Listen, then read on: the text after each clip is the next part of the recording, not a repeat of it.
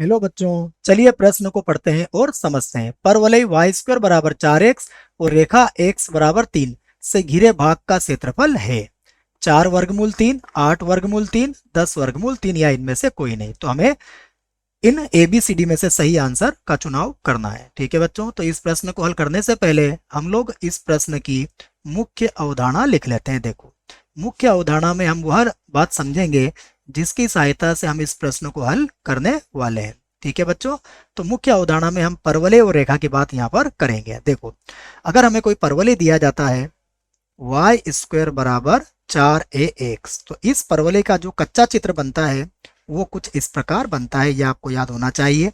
ठीक है बच्चों, उसके बाद अगर कोई रेखा दी हुई है हमारे पास x बराबर a, तो ये जो x बराबर a रेखा होती है ये क्या होती है, ये सदैव y अक्ष के समांतर ही खींची जाती है। ठीक है बच्चों, इस आधार पर हम इस प्रश्न को हल कर सकते हैं। ठीक है, तो देखिए प्रश्न को हल करते हैं। तो हमें क्या दिया है प्रश्न में, तो हमें सबसे पहले दिया है एक परवलय।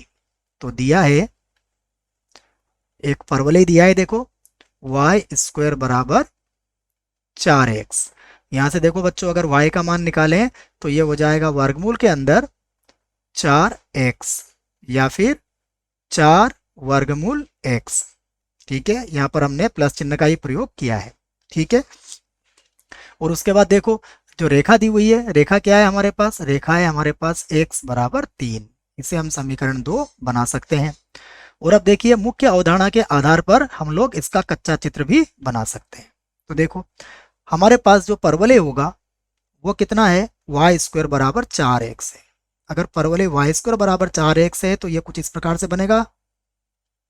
ठीक है, और रेखा x बराबर 3 यहाँ पर कहीं पर हो सकती है, तो रेखा x बराबर 3 हमारी यहाँ पर बन जाएगी। ये होगी रेखा x बराबर 3। ठीक है, तो ये बिंदु क्या हो जाएगा हमारा, ये बिंदु हो जाएगा हमारा 3,0। ये बिंदु क्या होता है हमारा 0, 0। और हमसे कहा गया है कि रेखा और परवलय के मध्य का क्षेत्रफल ज्ञात कीजिए। तो हमें ये भाग जो आपके सामने बन रहा है ये भाग हमें ज्ञात करना है। ठीक है बच्चों, तो इस भाग को हम क्या करते हैं, कुछ नाम दे देते हैं। ये हमारा मूल बिंदु O होगा, इसे नाम दे देते हैं A। ये हो गया B, ये है C, ये है D और ये है E। ठीक है, तो अब हमें जो ज्ञात करना है हम उसे लिख लेते हैं। ठीक है, तो हम लिख लेते हैं O A B C D E O का क्षेत्रफल हमें ज्ञात करना है।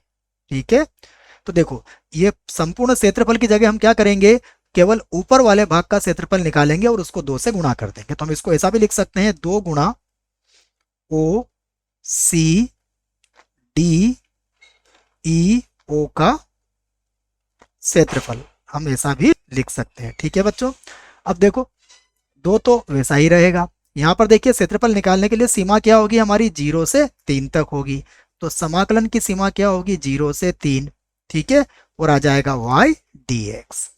अब y का मान हम समीकरण 1 से रख सकते हैं। देखो तो ये हो जाएगा 2, सीमा है हमारी 0 से 3 और y का मान कितना है, 2 वर्गमूल x dx।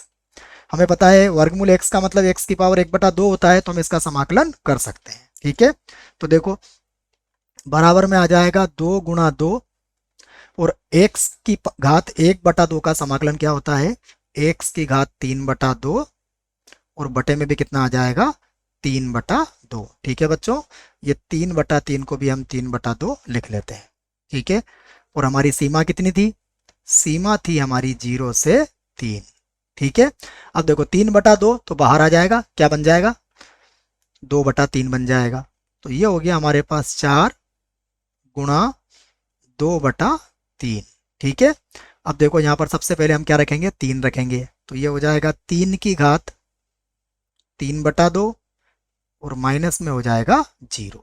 ठीक है बच्चों, तो ये हो गया 8/3 गुणा 3 की घात 3/2 का मतलब कितना होता है, 3 वर्गमूल 3। तो 3 से 3 भी कट जाएगा, हमारे पास आ जाएगा 8 वर्गमूल 3 और हम इसे लिख सकते हैं वर्ग मात्रक। ठीक है, वर्ग मात्रक लिखने के बाद हम आंसर हमारा चेक कर लेते हैं। तो हमारा आंसर क्या आएगा, बी, 8 वर्गमूल 3 वर्ग मात्रक। आशा करता हूं आपको इस प्रश्न का उत्तर समझ में आया होगा। धन्यवाद।